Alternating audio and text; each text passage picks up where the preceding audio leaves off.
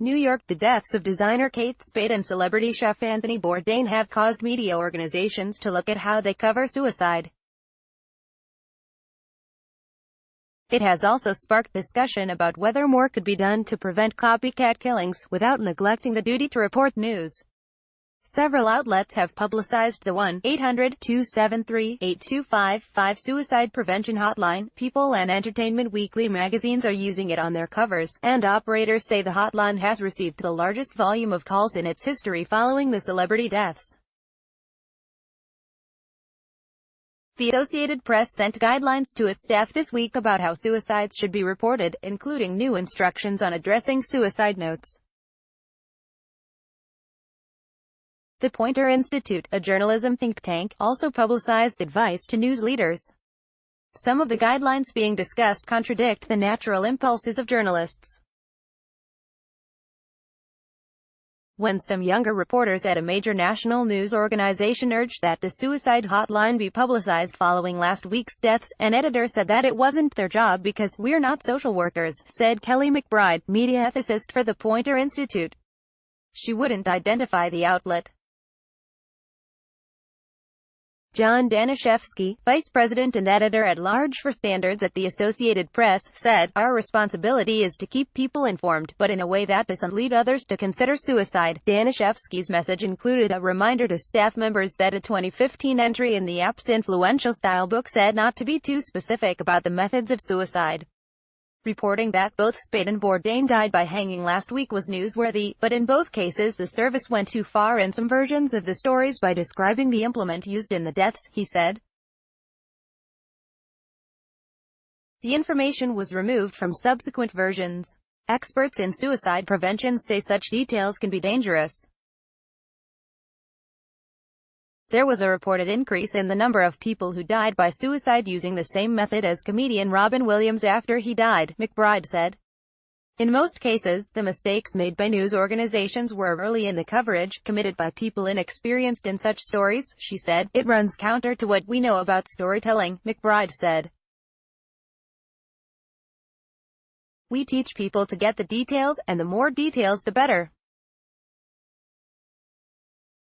The problem with using these details is that there is no journalistic benefit to using them. Withholding sensitive information is not unprecedented. The AP does not report the names of sexual assault victims or distribute pictures depicting graphic violence, Danishefsky said. In some cases, it may not be necessary to give any more detail other than suicide as a cause of death. The AP told its staff that it's okay to report when a suicide note is found, but it must be discussed with a manager whether to report any contents, to make sure they don't idealize suicide or indirectly encourage others. The New York Times has no formal guidelines for writing about newsworthy suicides. Philip B. Corbett, associate managing editor for Standards, said he has been talking about the issue with colleagues. If a suicide is newsworthy, we want to give readers the key facts and not leave them in the dark, Corbett said. That would typically include such basic information as where and how. But we want to avoid a level of detail that might seem sensational, gratuitous or voyeuristic. We would likely report whether there was a note, but would consider very carefully before publishing anything from the note. Following Spade's death, a story from the website Your Tango, also posted on Yahoo News, contained reported details about what she wrote in a suicide note, even where it was found in her home, leading to considerable media speculation about family dynamics. Poynter's guidelines are proactive.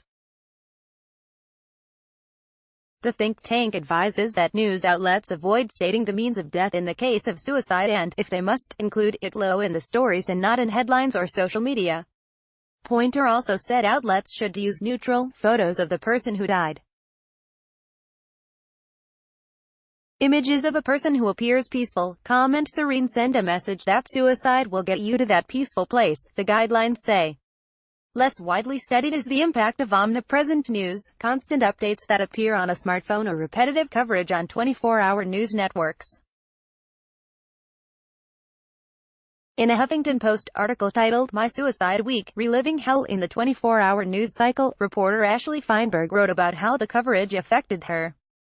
Both Feinberg's father and sister died by suicide. Because people so rarely talk about suicide, the days on which we talk about almost nothing else hit especially hard. Even the publication of the prevention phone number makes my gut ache, Feinberg wrote. It is a double-edged sword, said John Draper, executive director of the Suicide Prevention Hotline.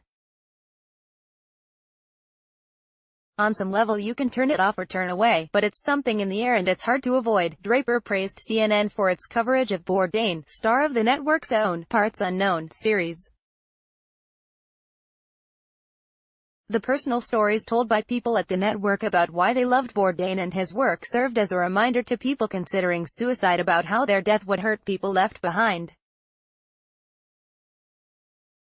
Calls to the hotline spiked by 25% immediately following Spade's death, and 65% right after Bourdain, meaning media reports about the phone number likely saved lives, he said. Also valuable to the cause of suicide prevention was a USA Today story by columnist Kirsten Powers and an Instagram post by rock star Dave Navarro, who both talked about how they had suicidal thoughts. Navarro wrote he had the means of exit plotted out, but got help and the moment passed. Draper said, "It's been extraordinary," Draper said. "I've seen a growing awareness within the media of what we call the suicide prevention guidelines and a willingness to work with us.